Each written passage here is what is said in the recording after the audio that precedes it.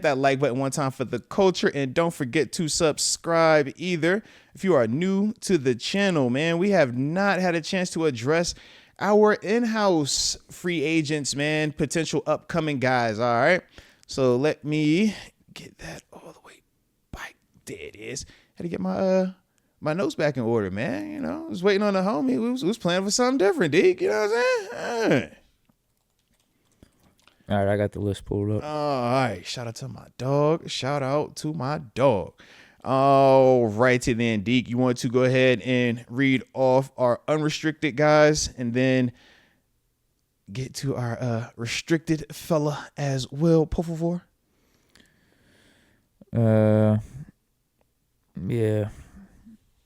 We got Mike Williams, James Daniels, Dante Jackson, Justin Fields, Nate Herbig, Landon Roberts, Najee Harris, Monte Casey, Scotty Miller, Van Jefferson, Kyle Allen, Michael Pruitt, Russ, Cam Sutton, Tyler Matakevich, James Pierre, Max Sharping, Calvin Anderson, C.J. Henderson. Forgot about him. Mm-hmm. Ben Skoranek, Dan Moore, Isaiah Loudermilk, Jeremiah Moon. He's restricted. Mm-hmm. McCollum restricted, or restricted, whatever the hell that means. Exclusive rights, yeah. And then Jalen Warren's restricted, and Zion Gilbert, have no clue who that is, an SFA. Yeah. All right. Yeah, man. So cool little list of fellas right there, man, on the restricted and unrestricted side. I mean, I feel like realistically the exclusive rights, they don't really have a say so because the team owns their rights. So they get the super cheap boy deal, no really fuss. Unrestricted guys, similar concept. It's like Jeremiah Moon, Ryan McCollum. I could care less if they're back or not. Nah. To me, man, I like Jeremiah Moon. He played. He was a part of the rotation. He was a good player, man. Talk about fourth, fifth, fifth rusher, man. He gives you that value. Turn setting the edge, man, making tackles, making plays. He made plays when he played this year. And these special teams do too. So I do like Jeremiah, and he's a good guy. He was in the community, man. I seen him a couple football camps. He was out there working in the streets, man. So I do like that. McCollum, he also got some action too. Like, yeah, that's cheap labor. So it's never anything wrong with super cheap labor that is showing that they are competent, because there is a lot of not competent cheap labor out there, man. So at least with them two dudes in the very small sample size that they did have, they showed that, all right, we can trust them enough to, man, if you needed to play 10 snaps and get us out of a stadium or 15 snaps and get us out of a stadium, they did show that they can do that. While, like I said, with Jeremiah, he was providing some special teams value as well, man. Shoot, he got the block. He had the block this year. Yeah, that was him. Yeah, come on, bro. Like, no, dude, if we move off him, I don't care. If we keep him, fine, like you said. It's not costing us much. But and man, they've been depth guys. Don't bulk at the production. Oh yeah, man. Like, that's the part that's real. It's like they do that. You need the depth dudes. Not everybody is the starter. Not everybody is the big name. You know, some of them dudes is like, all right, how do we make it work? I'm not coming in here pounding the table for Jeremiah Moon or Ryan McCollum if we move off him. That's fair, I'm not saying, oh my God, this is a drastic mistake. How could the Steelers? How could they? Hey, look, I'm with you. I'm doing that if they move off of Fields, for sure. What about Warren? Same. Okay. Fields and Warren. Yeah, I'm pissed off if we don't bring them back. Yeah, because as I look at the list, man, whether it's Russ or Fields, I need one of them to be back. I don't care who. I don't care how we do it. Just one of them I want back. Naj, I would want it back, but like I said, that number has to be right. If it's not right, I don't have a lot of desire for that one. Jalen Warren is restricted free agent. That's a layup. There isn't a ton of fuss for that. So it's like, yo, I would like for you to be back as well. Let me see. What are you thinking about these receivers? Mike Williams, Scotty Miller, Van Jefferson, Skoranek. If I can get Mike back for the right number, yes. Skoranek is super cheap. That's special teams. He's kind of like my Jeremiah Moon on that side of the ball. So I like that.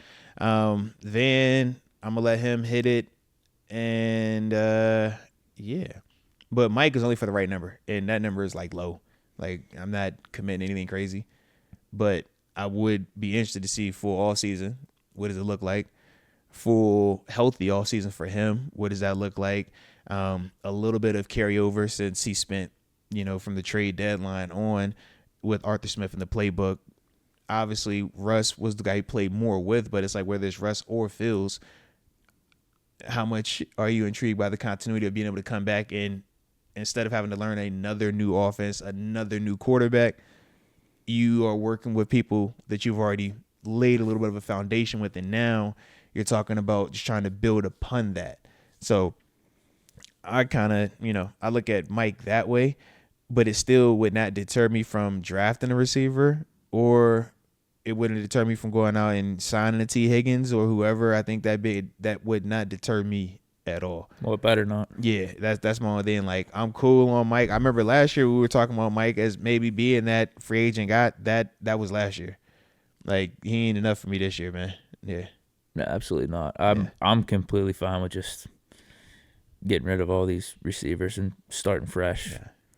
Almost like forcing yourself to go out there and make a different free agent signing. Make sure you draft the receiver in the first or second round, as opposed to playing around and doing the whole keep our options open, make sure that we sign the best deal possible, or make sure our numbers are right and we're negotiating at the proper leverage. It's like, no, just we know what we need to do. Just start fresh, get new players in here, force yourself to do that. I'm with you on the Skoranek for special teams, though. I think he was really good for us on special teams. Yeah. So we saw that multiple times. As the sixth receiver, being like our new Darius Hayward-Bay, I would bring back the Miles Skoranek. Boykin. Like, that's all that is. And yeah, I'm not expecting anything from him from a receiving standpoint. Even though he did give us some blocking, did give us some of that. He had some moments, but I'm trying to get out of that offense as well. I don't want Ben Skoranek out there for 20-30% of the snaps. I agree. I want Skoranek on the team, but I want Skoranek to be special teams, and on occasion you might get a blocking rep. Like, I don't want an offense where Skoranek is getting 20-30% of the snaps. I think that limits us a little bit more than I would like. And I agree, man. In terms of, we could have let them dudes leave, because I still got the two dudes that I wanted the most. It's George Pickens and Calvin Austin. You got Roman Wilson. Yeah, I got Roman as well. Like, I got the guys that, to me, give me my foundation of what I want to look like going forward. Now I need to go and get that T. Higgins, or is it a Emeka Ibuka? Is it, it ain't gonna be T. Mac, but you never know. Is it a Tatorian McMillan? You know what I mean? Like, was it one of these dudes, man? So I look at it, or maybe it's a Matthew Golden. Like, who knows? You know what I mean? So as long as we got our big, like, foundational three pieces, the GP, the Roman, the Calvin, I'm pretty cool with however we want to fill in those pieces, as long as we're still getting the big fish. Yeah. But Skoranek's cheap labor, and I don't think of the names that we currently have on the roster or the guys that we would potentially talk about signing. Those dudes aren't the Ben Skoranek special teams type. They're not doing that gunner work. They're not the guy going out there scratching and clawing to get the tackle, the fumble, recovery, and all. Like, he does that. That's his bread and butter. That's his saving grace. And that's what, like, certain guys, that's what their job is. Like, yo, do it and do it at a high level. And he does do that. So as long as that still is cheap, which it is, I just think that is going to constantly be what sets him out from a GP, from a Roman, from a Calvin, from a Mike Williams, and more definitely from a T. Higgins. Because of all them dudes I just named, none of them dudes is giving us special teams, the core four, any of that type of stuff, man. Yeah. Dante Jackson. I like Dante a lot. Shout out to Dante, man. I'd bring him back on an affordable deal. Yeah. Because he was getting, what, 16, 17 this year? Nothing more than double digits. Yeah. He was getting, he has a nice deal. He did, yeah. Yeah. Because it was like a contract swap almost, man, when you talk about his deal versus Deontay Johnson's deal. I don't hate the Dante Jackson contract. Like, I think it's got to be less than 10. I think it's hard to get less than 10 when he gave you 5 picks.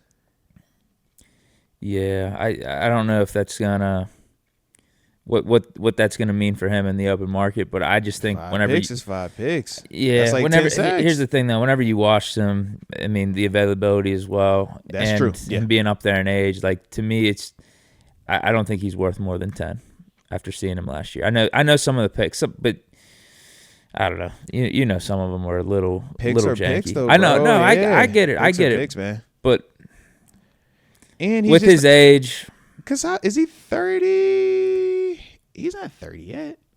30. I'm seeing on Over the Cap. 30. It's either he's 29, he's about to be 30, turning 30, he's or about to 30, turn 30. turning 31. Yeah.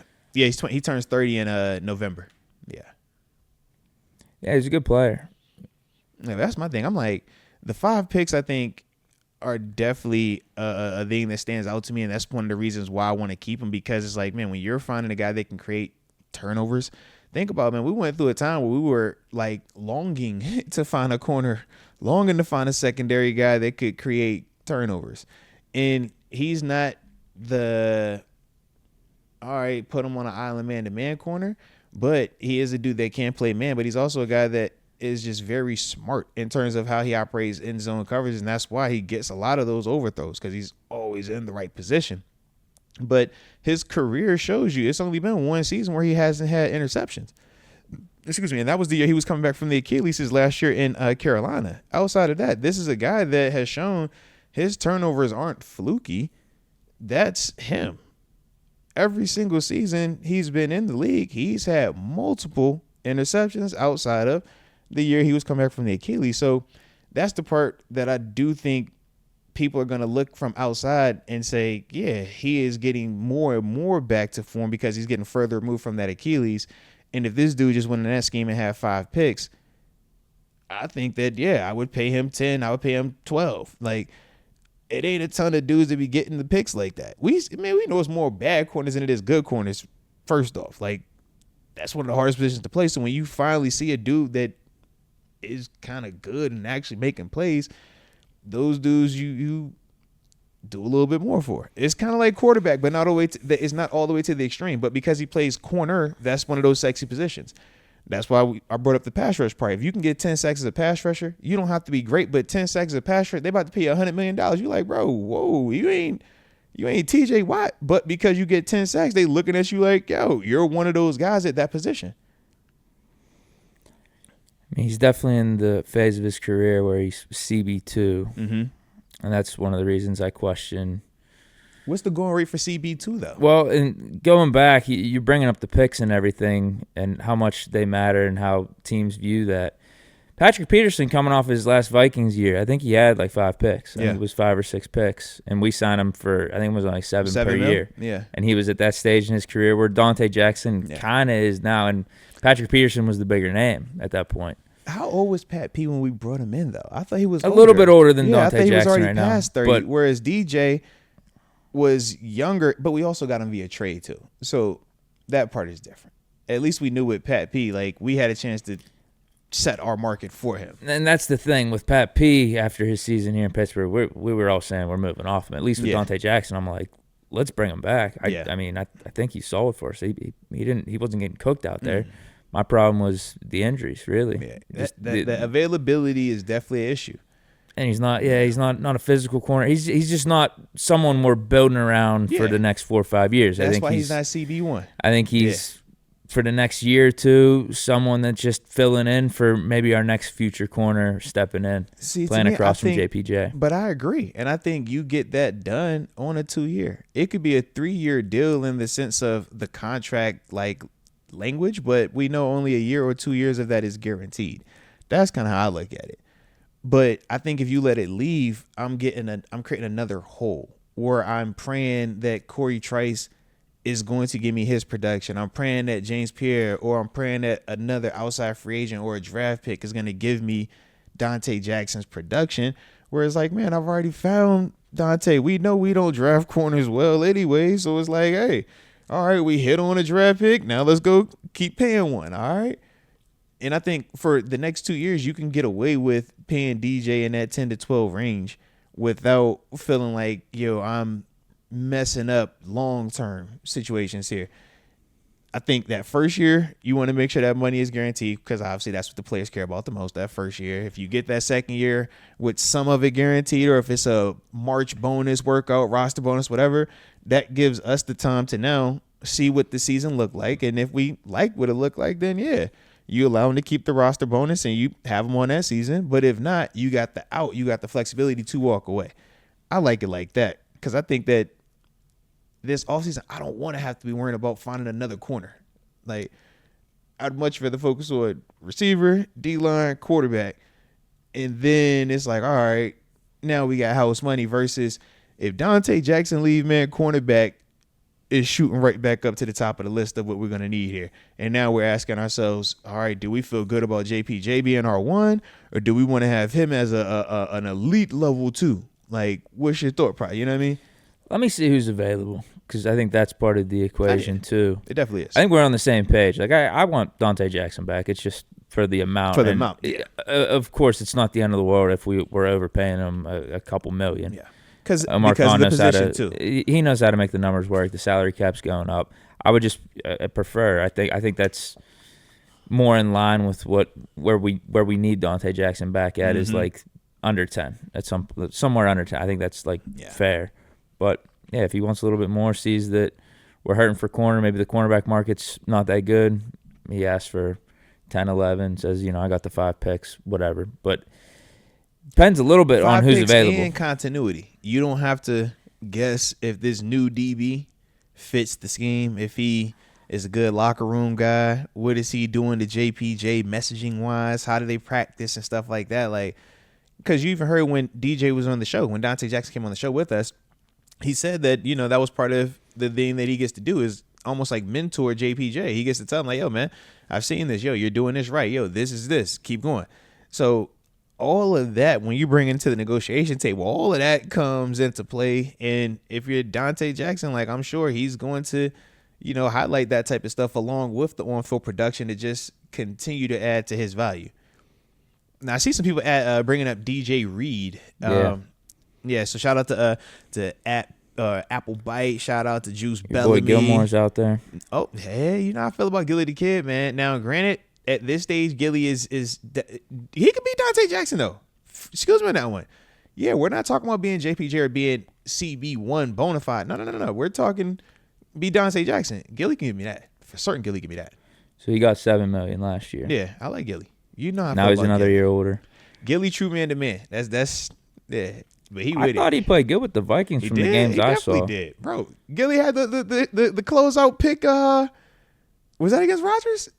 It might have been. Yeah, he had the closeout pick. Come on, bro. I'm a Gilly fan, bro. That's the young. Well, he ain't young no more. Yeah, he probably got some grades on him now, but yeah, dude. So DJ Reed, they're saying market value's 15. Shavarius Ward around 15. Whoa! You said 15 for DJ Reed? Yeah, 13.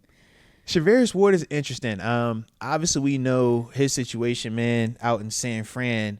Not organizationally issues, but in terms of him losing his daughter and him going through talking about the PTSD that he's experiencing, and to the point that even his fiance doesn't even want to go back to their home in California because it's just too traumatic for them, which we definitely can understand, and that's why we say thoughts and prayers to him and his family. But that did seem like he was kind of implying that a change of scenery is something that he would be open to and probably would benefit from. So in that capacity, man, if we're talking about places where it's an appeal, we know organizationally Coach T, man, that's one of them dudes that love when you the right way. But he also, in terms of Shavarius Ward, he plays the game the right way, man. Big physical corner, man, gonna beat you up, can tackle, but got good ball skills. I would like that one, but I think he would be the most expensive. What's his market? They got him and Reed around 15. I would say because if DJ's at 15, Carlton Davis is out there. What's his market? I feel like Davis is the. I feel like Davis is the cheaper of it. Yeah, I would definitely go. They probably going to Reed because Reed is a little bit younger than Ward, isn't he? Just by a year, by and a half. Okay, yeah, because I could see them doing DJ Reed if he's younger, and then Ward. And then from there, going with Carlton Davis. But for us, man, any of those three work. Yeah, if I had my way, I think I want Ward of the three, though, because I think just the total package of what he brings. But I like Reed, though. Reed's tough. But Reed for 15, I don't know if I want him for 15. Right. Like, that's my only thing with him. Like, I don't want to do that. Carlton, I think they're upgrades over Dante Jackson. I would agree. All three of those are upgrades, but I think I view Ward as a true one. Reed 1-ish. And I think Davis is an elite 2. Like, but in comparison to Dante Jackson, in comparison to, even Steven Nelson, remember when he was here? Like, I think all of them are in that class, but slightly better. Yeah. Yeah. I was gonna say they're not much younger than Dante Jackson. What's Dante Jackson's market, or what they're projecting with him then? If they got DJ and them boys at 15, he got to be 12, right? 10, 12. They don't got his number on Spot Rack. Yeah, but if those was at 15, in fact, Ward's older than Dante Jackson. That's what I'm saying. Like, and Ward's had injuries as well. Yeah, they don't have his market value up. Yeah, that could be interesting. Yeah. Rasul Douglas. You know, I like Rasul. He's been up in Buffalo these past Jeff couple years. Okuda, Byron Murphy. I need Rasul to stay where he's at. He don't need to go anywhere. All right, that he can stay put. You said Byron Murphy. Yeah. Where's he coming from right now? That's Vikings. Yeah, because he was opposite Gilly. What's his? They got a market value for him yet or no? No. So is any number above 15 from what you're seeing? The only 3 they have market values on are just those Reed, 3? Ward, and Davis. Okay. It's the early in the process, what they probably saying. Okay. Legitimate options, though. Definitely got some options. Yeah, there's guys out there. If you don't sign Dante Jackson. Yeah. But you got to be on the ball because those top 3 corners are probably going to get signed pretty quick in the free agency process. Yeah. So if you're dragging your feet with the Dante Jackson decision, you're probably going to miss out on some of the other guys that are very capable of replacing him. Jair Alexander, he's up this year? No. Okay. I saw BJB bring him up in the chat, man. Shout out to you over there, maybe man. trade. Rocking with us. I was say, yeah, it's a trade bait though, trade candidate. Because they got a couple of younger dudes over there. Yeah. What about Dan Moore? I'm torn. I would love for him to be back because I feel a little bit more safe with him, but I feel like I want to see Broderick at left also. I'm like, I draft you in the first. I want to get my opportunity. Time. Yeah. It's just time. Yeah. So it's like, as much as I'm a fan of Dan, and I don't think me saying move on from Dan is an indictment on what Dan did. I think Dan did a great job of his 4 years of playing himself into a second contract, and he's about to get a nice check somewhere in this league, man. But the same way when we talked about Justin Fields the first 6 games, and it's like, yo, do you just keep him out there the whole time and you never see Russ? Or do you still feel like you got to see Russ? To me, I'm like, man, I could keep Dan Moore at left tackle and feel safe and feel good, but I'm going to always be asking myself in the back of my mind, what would Broderick have looked like at left tackle? Because when I drafted him in the first round 2 years ago, it was for him to play left tackle. So that's pretty much where I'm at with it, man. Like I said, I don't know if it's the right answer, but that's where I'm at with it. I agree. It's just time. Make or break for Broderick. Yeah. Staying on the O-line, James Daniels. We talked about him a little. We're ready to move off him. Yeah. Because of Mason McCormick's emergence. And because you got a Pro Bowl left guard now. Yeah. I mean, we weren't moving off of Sayamalu anyway. But I'm saying, well, even with his Pro Bowl nod. Because there was a scenario where it could have been you bring Sayumalu, or excuse me, you return with James Daniels, you move Mason McCormick to left guard, and you move on from Sayumalu. If you really just love James Daniels and you said that was the guy that you had to have back. But I think the rest of the scenarios were keep Mason at right guard, Sayumalu at left guard, and then James Daniels naturally would leave because of the coming off the Achilles and the contract and stuff. But there was a little bit of a scenario where it was like, yo, maybe you bump him back to that side, and James, you bring him back if you pay him. And you know he's going to be cheaper because he's coming off the Achilles. Cam Sutton, James Pierre, C.J. Henderson, trio of corners. I stay forgetting about C.J. Henderson being here, bro. I'm good moving off all 3. That's fair.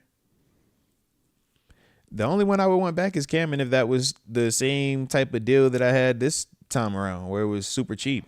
I do believe that, yeah, when you are missing the first half of the year because of the suspension, yeah, you hop back into the season, it's going to be a little bit rocky on you. But if it's for the right cheap cost, yeah, I already know Cam at worst. A full season of him at nickel, man, and a full year of him and Beanie being together and pushing each other. I'm like, yo, I'm only going to get better out of there. And I got whichever one of those guys emerges as my starter, I feel good about, but I also feel great about my depth because it's a long season and we see each and every year dudes get banged up, dudes get hurt. I don't have to deal with what that looks like when I'm, down one way or the other. It's like, man, both of them dudes are capable. Both of those dudes produce. So, yeah. But it's got to be super cheap, though. Pruitt, I'm cool on Pruitt. I'm trying. We need to get rid of him. Bro. So Pruitt, Arthur Smith can't use him anymore. I was about to say it because I feel like that's Arthur Smith like him a lot, bro. I'm cool on him, man. For our offense, week 1 is Russell Wilson under center with Pruitt, Washington, and Frymouth out there, and Skoranek as our outside receiver with Najee in the backfield. I don't know what I'm gonna. I'll be devastated. Yeah, that's real. I'll be devastated. That's real. I like how he finally texts back 2 times. I said, hey, man, I'm waiting on y'all. Just give me 5 more minutes then, man. All right, we wrapping this part up. All right, a few more names then. Yeah. A few more intriguing names. DeMonte Casey. I'm moving off, and I'm bringing in Terrell Edmonds as my third safety. Oh, that's tough. Oh, man, that's a tough one. Because, I like Edmonds. Casey brings certain things. But I'm kind of cool going completely different direction on both of them, man. If it could be real, fair. Yeah, I was going to say I'm going in different direction on both of them. Like, I just feel like we're talking third safety. Yeah, and kind of what you brought up about the wide receivers. You're like, man, I'm tired of like sticking with this similar style. It's like, man, I've seen what the Deshaun Elliott style looks like. If I'm gonna go get another one, I want that. All right. And that was let's see what happens with Ryan Watts too. I was liking what I was seeing from him. Yeah, absolutely. But that you should have been like hurt. That's refreshing. Like Ryan Watts played corner, but big safety. Like get back there, and he showed that he could tackle. And that was the part that was impressive about him. It was just unfortunate he did get hurt. But yeah, like I don't know. That's kind of how I feel about whether we're talking Casey or if we're talking Edmonds. And respect to both of those players, man. Both of them had impact here at various points in times. But yeah, I don't know. I just feel like it's run its course a little bit, man. Landon Roberts. Yes, if Cole Holcomb isn't like healthy. Because obviously we never saw Cole get back to form. He never came back. It was speculation that he might, it's looking like it's pointing towards, but he never did. Maybe we move off of Roberts, open up that door for TG's guy. Mark Robinson. Yeah. I mean, if we did, that would work. You still got the risk, though, because we haven't seen Mark put it all together just yet. That's my only thing. In terms of being a thumper, though. Oh, no, he going to hit. No, facts he going to hit. Being that specialist. Yeah, he definitely going to do That's kind of, at this point, all we're looking for out of Roberts anyway. Yeah. With Queen and Peyton. Yeah. But the problem isn't with Mark's desire to thump. It's making sure it's in the right direction when it's thumping.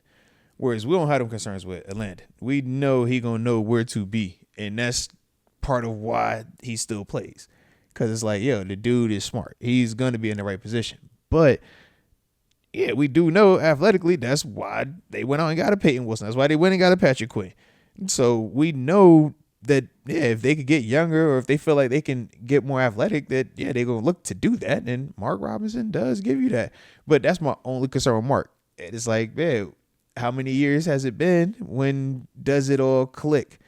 And to take that risk, it's like, man, we didn't see E-Rod. E-Rod's, that's one of them dudes that's out there in critical moments, and we know he's not going to make the mistakes. You keeping any of these guys? Nate Herbig, Kyle Allen, Metakevich, Calvin Anderson, Max Sharping, Isaiah Loudermilk. Red, in terms of Metakevich, for special teams, I do like what he brings there. You can never have enough of those guys as long as they're still playing there and he's healthy. Nate Herbig, because that's cheap and it gives me more depth, because right now the flip side was, Frazier, you did great. You got a chance to play for the injured guy. All right. Can you stay healthy again and again and again and again? But worst case, hey, man, if Nate Herbig's my backup and it's super cheap because it was already cheap, I still feel really good about that part. You know what I mean? Let me see. Who is the other guy that I would? Cal Allen, Loudermilk, Calvin Anderson, Max Sharping. Calvin Anderson, yes. Once again, that's super cheap labor, and he's given us snaps. He's given us moments, not a ton of opportunities, but it's like I forgot when Dan Moore went down for like a couple of. It was like, yo, come in here real quick. You know what I mean? Like when I'm getting to that stage of my offensive line, I'm looking more so at continuity. I'm looking at more so, do you look competent in the super small sample size that I see you in? And if so, then I think it's worth you bringing you back for this type of stuff for the competition part. It doesn't deter me from if I went and signed something undrafted out of college as well, because I probably am still going to do that. But instead of me having to put all of the depth on draft picks, undrafted free agents, and that process, man, sometimes it's all right to just keep maybe one or two of those, and now I just got to bring in one outside piece versus me having to figure out the depth of all of those pieces. I think that's it. Those are all the names. Yeah. All right. Respect on that then, man. Shoot. You're done with Loudermilk then? I am. I'm more interested in Dean Lowry and Logan Lee personally. Yeah. Logan was just hurt, but it's like I haven't seen them as long. So since I haven't seen them as long, I'm more open to those guys having the opportunity to surprise me versus. We need to get a big-ass nose tackle in here. Well, that's what I'm looking at in first round maybe. Like, we've been talking about that the last couple of years, and we really haven't done it still. Yeah, that's real. We've been patching that up. That's real, man. I think you get rid of Ogunjobi, draft one of these D tackles, try to get a big nose tackle in one of these first 2 rounds. You got Benton, you got Hayward. Yeah, figure it out.